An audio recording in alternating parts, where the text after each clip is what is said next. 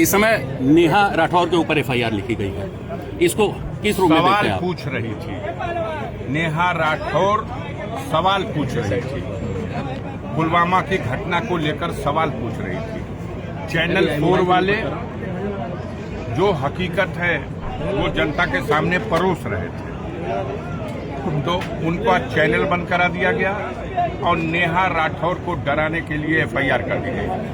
न चैनल 4 वाले डरने वाले हैं और न नेहा राठौर डरने वाली है।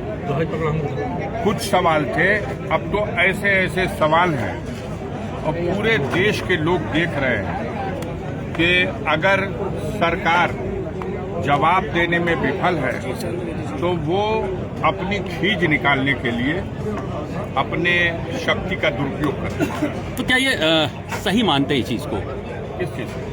एफआईआर लिखे जाने को? बिल्कुल गलत मानते हैं, घोर निंदा करते हैं। लोकतंत्र की व्यवस्था है, बाबा साहब भीमराव अंबेडकर ने संविधान में ये अधिकार दिया है। हम सवाल सरकार से नहीं पूछेंगे तो किससे पूछेंगे?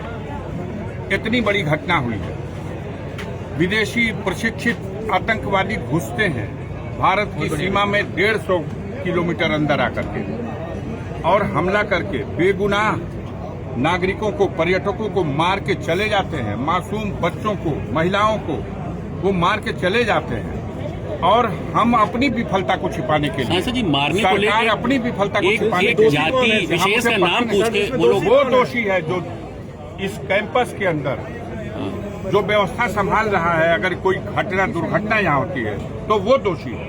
पूछा जाएगा कि चौकीदार कहाँ था, वो चौकीदार कहाँ था जब ये सीमा क्रॉस करके आतंकवादी आए? उस चौकीदार ने उनको रोकने के लिए क्या किया? सीमा तो 1.5 किलोमीटर दूर है।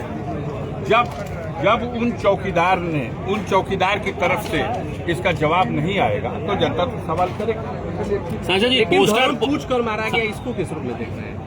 आपको ये बात कहा गया है कि इसका प्रचार करिए। आप बताइए, एक सवाल का जवाब दे दीजिए। अगर धर्म पूछ करके ही मारा गया तो इसका मतलब क्या निकाला जाए? महाराष्ट्र में हमारे देश के सुरक्षा का एक जिम्मेदार अधिकारी ट्रेन के अंदर लोगों का धर्म पूछ करके गोली मारा, तो क्या पूरी कौम को कटघरे में खड़ा कर दिया?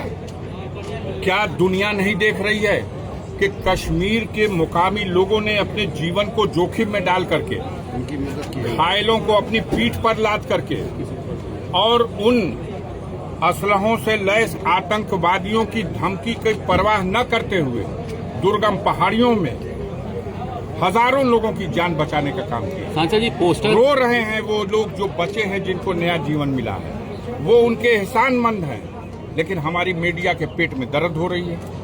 धर्म पूछ के मारा, उनका मकसद था धर्म के नाम पर नफरत बढ़ाओ और इसका प्रचार करने वालों का भी यही मकसद है कि धर्म के नाम पर नफरत बचाओ। तो देश कैसे मजबूत होगा?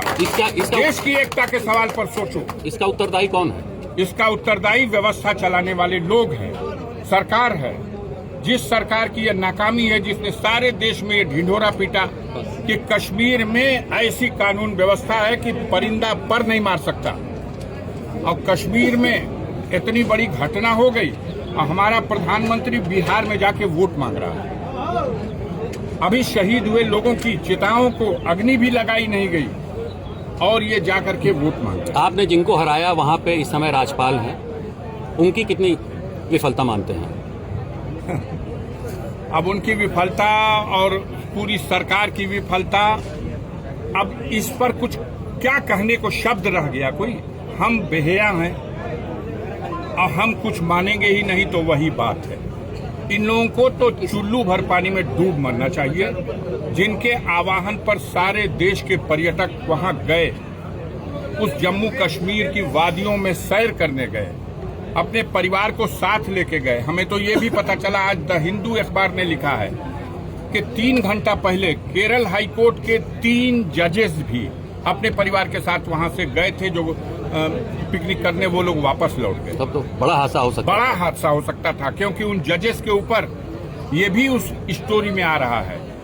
मैंने उसको देखा कि उन्होंने केरल में किसी जघन्य घटना के लिए जिम्मेदार आरएसएस के कैडरों को सजा दी थी और वो कश्मीर घूमने के लिए गए थे। जहां अटैक हुआ है वहां से वो घूम के 3 घंटा पहले वापस गए हैं। सारी सुरक्षा कैसे हट जाएगी भाई? अच्छा, कश्मीर में चप्पे चप्पे पर फौज है, हमारी 10 लाख फौजें वहां हैं और वहां पर जहां 2000 लोग हैं पर्यटक और उनके सुरक्षा का कोई